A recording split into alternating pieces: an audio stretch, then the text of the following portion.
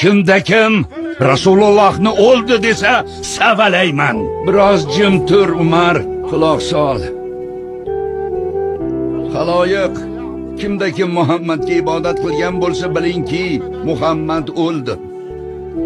Kimda kim Allohga ibodat qilgan bo'lsa bilingki, Alloh tirik, hech qachon o'lmas.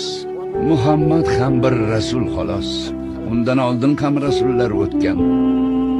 Agar u o'lsa yoki qatl qilinsa, orqangizga qaytasiz.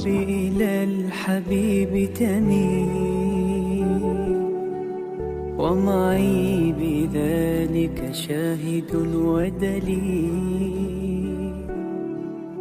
أما الدليل إذا ذكرت محمدا فترى دموع العاشق